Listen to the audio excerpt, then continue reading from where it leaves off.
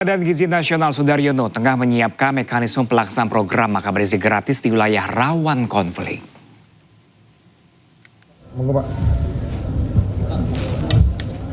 Ditemui di kantor BGN Jakarta Pusat, Sudaryono ungkap salah satu skema penyaluran MBG yaitu BGN bekerja sama dengan TNI Polri serta memanfaatkan fasilitas lain seperti gereja. Sudaryono pun tegaskan bahwa seluruh anak Indonesia berhak mendapat akses perbaikan gizi, termasuk anak-anak yang tinggal di daerah rawan konflik.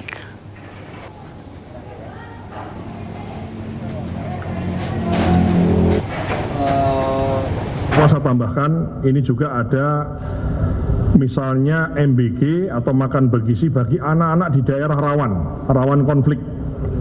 Ini juga sedang kami pikirkan mekanismenya. Ya, ada beberapa piloting yang sudah kita lakukan bekerjasama dengan jajaran TNI dan Polri menggunakan fasilitas ada gereja dan lain-lain. Karena anak-anak di seluruh manapun, ya, Indonesia dimanapun, khususnya anak-anak yang memang membutuhkan daerah-daerah rawan konflik, daerah yang jauh, itu juga harus mendapatkan akses perbaikan gizi yang memang.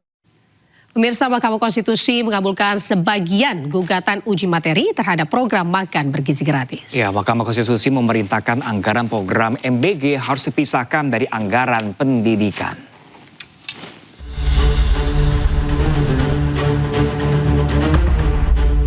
Kamis siang, Mahkamah Konstitusi memutuskan mengabulkan sebagian gugatan uji materi program makan bergizi gratis yang diajukan Yayasan Taman Belajar Nusantara bersama 6 pemohon lainnya. Dalam putusannya, MK memerintahkan anggaran program makan bergizi gratis harus dipisahkan dari anggaran pendidikan paling lambat di APBN 2028. Mahkamah Konstitusi tegaskan makan bergizi gratis bukan bagian dari komponen utama biaya operasional penyelenggaraan pendidikan. Hanya berlaku untuk anggaran pendapatan dan belanja negara tahun anggaran 2026, sehingga untuk anggaran pendapatan dan belanja negara tahun-tahun berikutnya, anggaran program makan bergizi yang bukan merupakan komponen utama pendidikan dipisah atau tidak menjadi bagian dari anggaran operasional penyelenggaraan pendidikan, dan pemisahan dimaksud berlaku paling lambat dalam anggaran pendapatan dan belanja negara tahun anggaran 2028. Pemerintah mengalokasikan anggaran pendidikan 769,1 triliun rupiah atau sekitar 20% APBN di 2025. Dari jumlah tersebut, 223,6 triliun rupiah dialokasikan untuk program makan bergizi gratis bagi peserta didik. MK menilai anggaran pendidikan 20% dari APBN seharusnya diprioritaskan untuk komponen utama pendidikan yang berkaitan langsung dengan penyelenggaraan pendidikan. Dari Jakarta, Tim Liputan iNews melaporkan. Menteri Sekretaris Negara Prasetyo Hadi mengatakan pihak Istana Kepresidenan akan mempelajari terlebih dahulu putusan MK terkait pemisahan anggaran program MBG dari anggaran pendidikan dalam APBN mulai 2028. Ya, Prasetyo pun juga jelaskan bahwa persoalan anggaran ini tidak hanya melibatkan pemerintah tapi juga DPR. Kami juga sudah mendapatkan informasi bahwa MK mengambil sebuah putusan, tapi memang yang pertama karena kami posisi sedang di luar kota secara resmi, kami belum menerima salinan keputusan tersebut, dan tentu saja karena apapun keputusan MK tentu kita hormati, nanti akan kita pelajari, karena bagaimanapun kalau berkenaan dengan masalah anggaran tentu kita tidak berdiri sendiri. Pemirsa, Badan Eksekutif Mahasiswa Universitas Indonesia menilai putusan MK soal pemisahan anggaran program makan bergizi gratis dari anggaran pendidikan ini merupakan kemenangan semu. Ya, mengingat putusan baru ini akan diterapkan tahun 2028.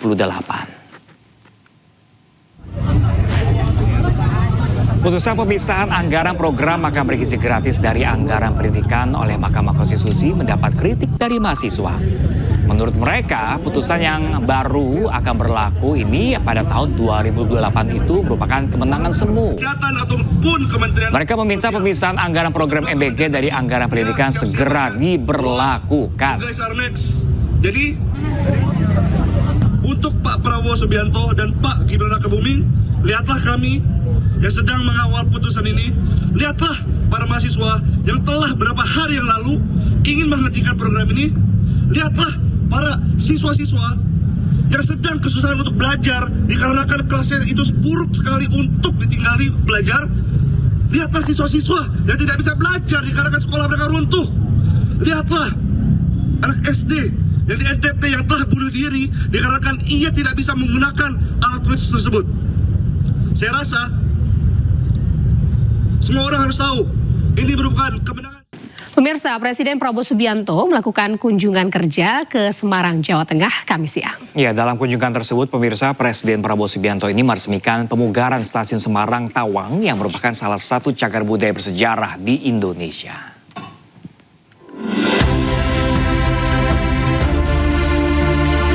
Presiden Prabowo Subianto meresmikan pemugaran bangunan cagar budaya Stasiun Semarang Tawang dalam rangkaian kunjungan kerjanya ke Semarang, Jawa Tengah, Kamis siang. Presiden Prabowo tiba di Stasiun Semarang Tawang pada pukul 11 siang, kemudian menyapa warga dan para penumpang di kawasan Stasiun Tawang sebelum melakukan peresmian. Presiden Prabowo menyampaikan Stasiun Semarang Tawang memiliki nilai sejarah yang sangat kuat. Pemugaran ini dinilai menjadi tonggak penting dalam pelestarian warisan budaya nasional. Menjaga, melestarikan Stasiun Tawang ini tidak hanya menjaga dan melestarikan satu bangunan, tapi juga menjaga identitas dan menjaga memori dan perjalanan sejarah kita.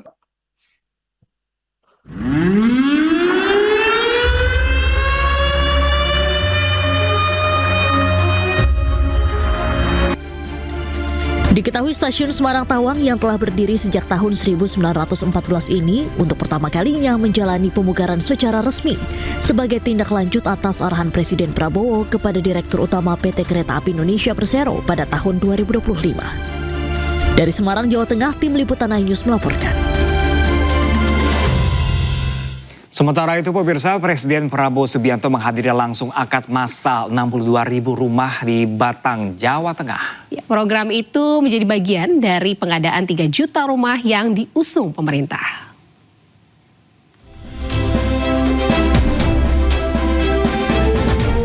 Presiden Prabowo Subianto menghadiri dan menyaksikan langsung akad massal kredit pemilikan rumah atau KPR Sejahtera melalui skema fasilitas likuiditas pembiayaan perumahan di Batang, Jawa Tengah. Kegiatan ini merupakan bagian dari program agar masyarakat bisa mendapatkan rumah layak. Melalui program ini, pemerintah berupaya terus mengurangi kesenjangan kebutuhan perumahan serta menghadirkan hunian terjangkau serta berkelanjutan bagi keluarga Indonesia. Kita menghendaki seluruh warga Indonesia bisa punya rumah yang layak.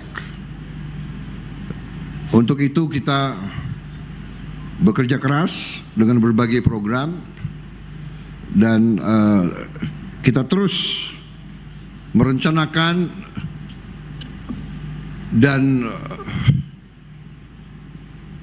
memikirkan cara-cara terbaik untuk melipat gandakan jumlah rumah yang bisa dinikmati oleh rakyat kita. Kegiatan ini merupakan bagian dari program 3 juta rumah yang terus didorong pemerintah untuk memperluas akses pemilikan rumah layak bagi masyarakat berpenghasilan rendah. Dari Batang, Jawa Tengah, Tim Liputan iNews melaporkan. Pemirsa, Kepala Badan Gizi Nasional Sudaryono menegur keras seorang pegawai yang diduga bermain ponsel saat rapat koordinasi nasional berlangsung. Ya, Sudaryono memerintahkan pegawai tersebut, pemirsa, dimutasi ke Papua.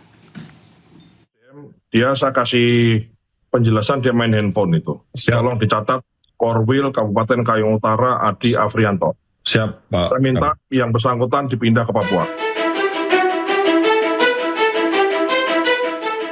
Kepala Badan Gizi Nasional Sudaryono menegur keras seorang pegawai yang kedapatan bermain ponsel saat rapat koordinasi nasional secara daring berlangsung pada Kamis. Sudaryono mendadak menghentikan paparan setelah melihat koordinator wilayah Kayong Utara, Adi Afrianto, yang dinilai tidak fokus dan diduga bermain ponsel. Tak hanya memberikan teguran, Dirinya juga langsung memerintahkan agar pegawai tersebut dipindah tugaskan ke Papua. Ini ada Korwil, siapa nih? Korwil Kabupaten Kayong Utara, siapa namanya? Adi Arfianto. Karo SDM, dia saya kasih penjelasan dia main handphone itu. Tolong dicatat, Korwil Kabupaten Kayong Utara Adi Afrianto. Siap, Pak. Saya minta yang bersangkutan dipindah ke Papua. Ya. Siap. Segera. Tolong diberi surat teguran, surat peringatan 1, 3 kali surat peringatan pecat. Setelah memberikan teguran, Sudaryono juga meminta seluruh jajaran BGN lebih disiplin dan profesional mengikuti jalannya rapat.